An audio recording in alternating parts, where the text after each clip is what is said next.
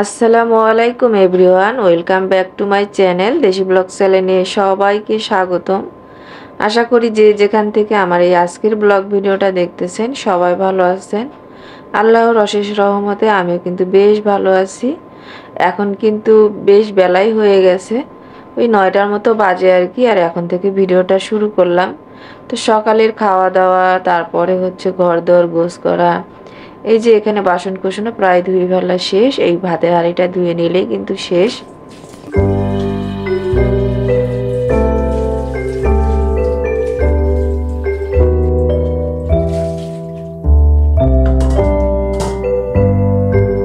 তো আমি সকালবেলা নাস্তা শেষ করে বাজারে গিয়েছিলাম, আর হচ্ছে বাজার থেকে মাছ আর মুরগি সবজি আর কি নিয়ে আসা হয়েছে। তো আগে হচ্ছে মাছ মুরগিটা পরিষ্কার করে নেই। আজকে আমার কাজের খালা আসবে না, ফোন দিলাম আসার জন্য, বললো যে আসবে না। তো বাজারে গিয়ে আমার বরের ওই পছন্দের শাক, এটা সে মানে যত শাক আছে সব থেকে এই শাকটা সে খুব খেতে পছন্দ করে। এটা হচ্ছে খেসারির শাক। তো জয়পুরহাটের লোকেরা এটা খুবই পছন্দ করে, আর আমার হাজবেন্ড কিন্তু জয়পুরহাটের লোক। তো সেই শাকটা আমি নিয়ে আসছি একটু কম করে, কারণ এই শাকটা কাটতে অনেকটা সময় লাগে আর বাছতে। দেখতে কিন্তু খুবই সুন্দর, কিন্তু এটার প্রসেসিংটা অনেক বেশি সময় লাগে। তো সেই জন্য 3টা হচ্ছে ওটাকে বোঝা বলে, 3 বোঝা শাক নিয়ে আসছি। আর এখানে হচ্ছে আমার 3 রকমের মাছ নিছি। তো তার মধ্যে হচ্ছে বড় সাইজের বাটা মাছ ছিল, তো সেইটা কত বড় দেখেন, আমি পিস করে নেওয়া হয়েছে। আর হচ্ছে রুই মাছ, আর এখানে হচ্ছে কই আর ট্যাংরা মাছ।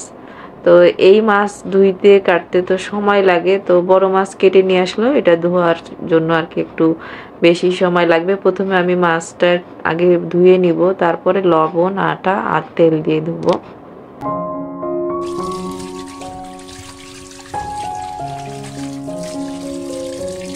অফ ক্যামেরাতেই খুব হাত চালু করে আমি মাছগুলা ধুয়ে কেটে নিছি, সেই সঙ্গে মুরগিটাও কেটে ধুয়ে নিছি। ছোটোর দিন আর অনেক ঠান্ডা ছিল, পানির কাজ। তারপরেও আমার কিন্তু এগুলা করতে অন্য কারোর থেকে মনে হয় আরও বেশি সময় লাগে। আর কই মাছের জান দেখেন, কাটলাম, ধুইলাম, লবণ দিয়ে কতক্ষণ রাখলাম, তারপরেও এরা মারা যায়নি। ওই যে কথায় বলে না, কই মাছের প্রাণ। সুমাইয়ার বাবা হচ্ছে কই মাছ খায় না, ওই জন্য কই মাছগুলা ট্যাংরা মাছগুলো আলাদা আলাদা বক্সে রাখলাম। আর এই সব কিছুই কিন্তু আমি বক্সে রাখি, পলিথিনে রাখলে ফ্রিজও ময়লা হয়। আর মাছ আর মাংস কিন্তু অত বেশি ভালো ফ্রেশ থাকে না, বক্সে রাখলে অনেক দিন ফ্রেশ থাকে। আর এই গামলাগুলো এখানে একটু পানি দিয়ে ভিজিয়ে দিচ্ছি, মাছগুলো ফ্রিজে রেখে ওগুলো ধুয়ে নিব। ভাত আমার হয়ে গেছে, ওই দিক থেকে আমি রান্না বসার জন্য আসলে মাছটা ভেজে নিচ্ছি অফ ক্যামেরাতেই। এখন মশলা কষিয়ে নিব আর কি। এখন হচ্ছে বক্সগুলো সব গুছিয়ে নিচ্ছি ফ্রিজে রাখার জন্য। মাছ আর মুরগিটা আমি আগে ঠিকঠাক করে নিলাম, সবজিটাতে হাত দেইনি, ওইটা পরে ঠিক করলেও হবে, কারণ এগুলা গুছিয়ে নিয়ে রান্না শেষ করে আমাকে শাওয়ার নিতে হবে। কারণ মাছ আর মুরগি ধোয়ার পর আর 1 সেকেন্ডও মনে হয় না যে আমি শাওয়ার ছাড়া থাকি, এত বেশি আমার খারাপ লাগে। তো তখন আমার মনটা চায় যে কখন আমি একে মানে শাওয়ার করে ফেলি। তো শাওয়ার করলে তো হবে না, রান্নাটাও শেষ করতে হবে, আবার রান্নাঘরটা পুরাটাই পরিষ্কারও করতে হবে। এদিক থেকে আমি মশলা কষিয়ে নিছি, বেগুন আলু দিয়ে একসঙ্গে মাছের ঝোল করব। আর আজকে আমাদের হালখাতা আছে, তো হালখাতার ওখান থেকে 2টা পার্সেল আসবে, সেই জন্য একটা তরকারি রান্না করে নিচ্ছি। এদিক থেকে আমি সিঙ্কটা একদম ভালো মতো আগে পরিষ্কার করে নিই, এই আশপাশটা সহ।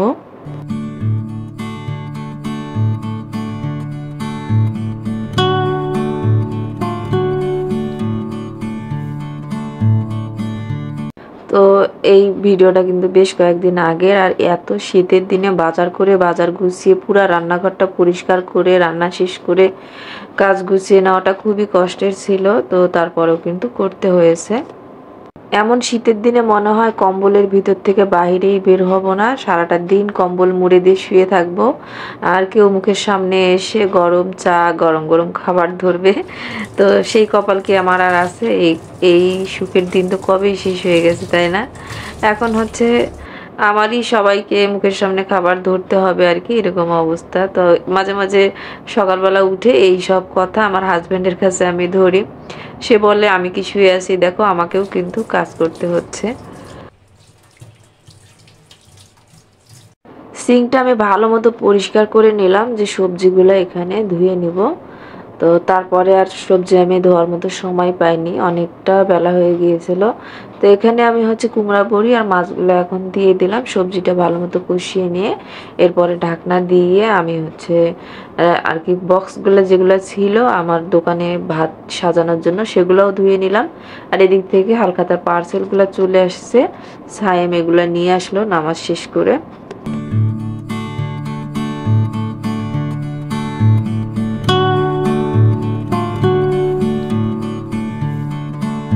হালখাতার এই খাবারগুলো দেখে আমি যতটা না খুশি হয়েছি, তার থেকে অনেক বেশি খুশি হয়েছি এই বক্স দুটা দেখে। বক্স দুটো এতটাই বড় ছিল, এগুলো দেখার পর প্রথমেই আমার এই বক্সগুলোতে গাছ লাগানোর কথা মাথায় চলে আসে। বাইরে থেকে যেহেতু বক্সগুলো আসছে, তো আমি এগুলো আগে পরিষ্কার করে নিচ্ছি, এরপরে খাবারগুলো আর কি দেখবো। তো এখানে হচ্ছে দিয়েছে খাসির মাংস, তারপরে বুটের ডাল, মুরগির আর কি রোস্ট, ডিম আর সালাদ। তো এই 2 বক্স খাবার হলে কিন্তু আমাদের 4 জনের ভালো মতোই হয়ে যায়, কিন্তু দোকানে যেহেতু খাবার যায় সেই জন্য রান্না করতে হয়েছে। আর তারপরও ভাগ্য ভালো যে এক তরকারি ভাত করছি, যার কারণে ভালো মতো আমি মাছ মুরগিগুলো পরিষ্কার করে নিতে পারছি। এরপরে এখন আমার চুলা আর রান্নাঘরটা ভালো মতো পরিষ্কার করে নিচ্ছি।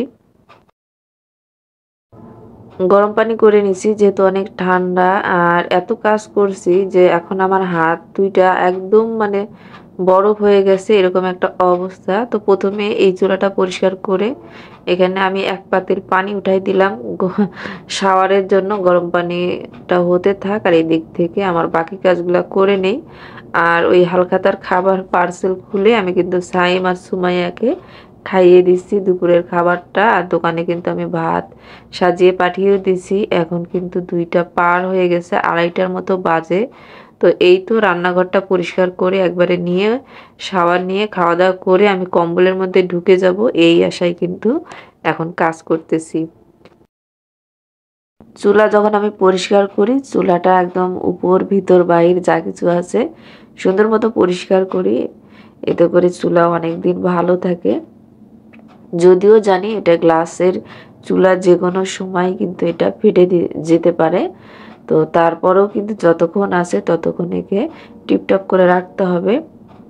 আর গ্যাসের এই গ্লাসের চুলাগুলো ব্যবহার করার কিন্তু কিছু নিয়ম কানুন আছে, যেমন 2 চুলা একসঙ্গে ফুল মানে স্পিডে দিয়ে মানে তাপটা একদম বাড়িয়ে দিয়ে রান্না করা যাবে না, এতে করে যে গ্লাস ফ্রেমটা আছে গরম হয়ে ফেটে যায়। এই জন্য আমি সবসময় এক দিকটা ইউজ করি। আর এখন আমি কিন্তু অনেক সময় পর আবারও ক্যামেরা অন করছি, এখন কিন্তু 4টা বাজে। তো 4টার সময় আমি এখন আসছি আমার বেডরুমটা গোছাতে। আজকে আমার বেডরুম গোছাতে পারিনি, কি করব মানে তালই হয়নি।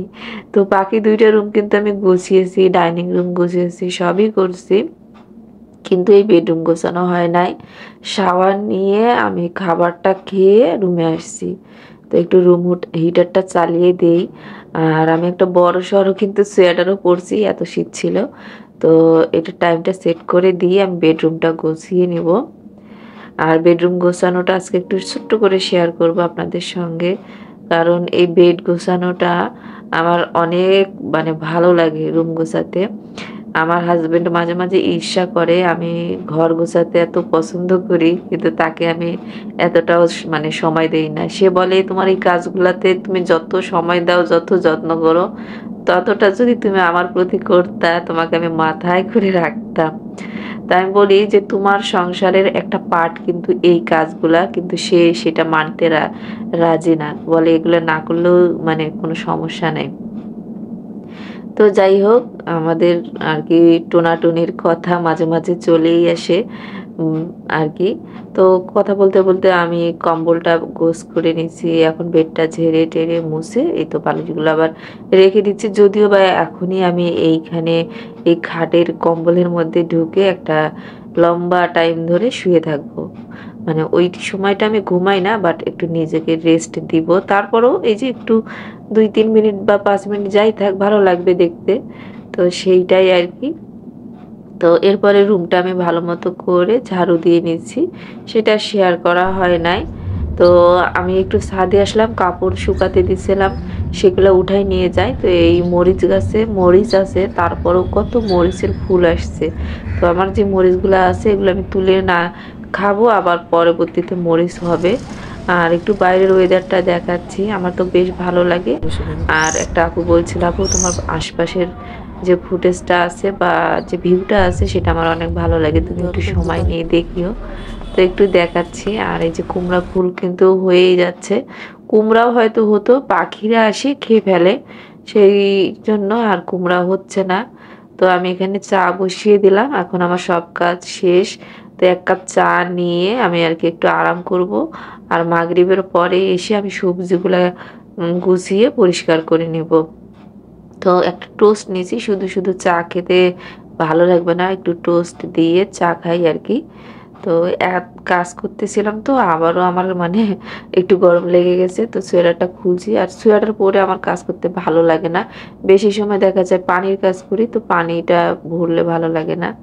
তো দুধ চা তো আমার অনেক পছন্দের। তা এই তো আমি মাগরিবের পরে না মানে অনেকক্ষণ শুয়েছিলাম, তো মাগরিবের নামাজের পর এখন আমি আসলাম সবজিগুলা বের করে নিই। আর আজকে মানে শীতের সবজি তো মানে কিনতে খুব ভালো লাগে, খেতেও কিন্তু ভালো লাগে, বাট এগুলো গুছাতে ভালো লাগে না। এই যে টমেটো গুলা এগুলো একটু বেশি করে নিয়ে আসছি, কারণ টমেটো আমার অনেক পছন্দের। টমেটো আমার আসলে এরকম আমি কাঁচাতেও টমেটো খেতে পারি, এত বেশি পছন্দ করি। আর এই টমেটোটা একদম দেশি ছিল, খুবই ভালো ছিল।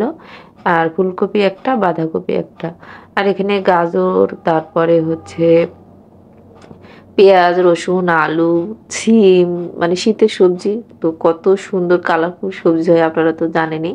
কিন্তু আমার একটা অভ্যাস আছে, আমি সবজি নিয়ে আসে ধুয়ে একটা টাওয়ালে ছড়াই দিই, ওইটা শুকিয়ে গেলে আমি ফ্রিজে রাখি। তো এখন তো শীতের দিন আর নষ্ট হচ্ছে না, ওগুলা ধুয়ে আমি এরকম ঝুড়িগুলাতেই রেখে দিব।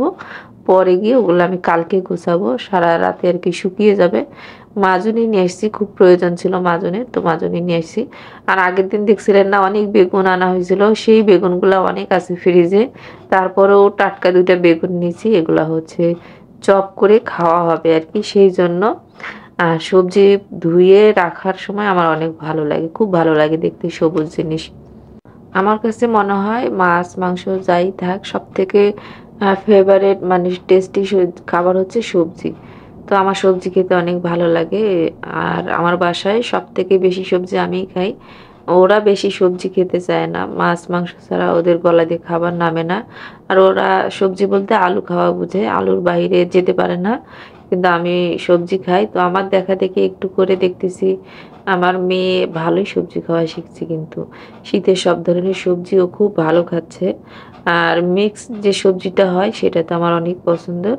ওগুলো ডাইনিং টেবিলের উপর রাখলাম। আর এই ফুলকপিটা না ধুয়ে রাখার সাহস পাচ্ছিলাম না, ভাবলাম এটা কেটে রাখি, কেটে রাখলে বেশি ভালো থাকবে, আর হাতে একটু সময় আছে। আমি কত সহজে ফুলকপিটা কেটে নেই দেখেন, 1 মিনিটের সময় লাগে না এই ফুলকপিটা আমি কেটে নেব। তো ফুলকপি কাটার এই টেকনিকটা আপনারা ফলো করতে পারেন, খুবই তাড়াতাড়ি খুব কম সময়ে ফুলকপিটা কাটা যায়। আর ফুলকপি খুব মানে আমার কাছে খুবই খেতে ভালো লাগে। তো ফুলকপি আমি মানে দেখা যায় যে সব থেকে বেশি আমি আর সুমাইয়া খাই, সুমাইয়াও ফুলকপি খেতে খুব পছন্দ করে, তবে বাসার অন্য সদস্যরা পছন্দ করে না।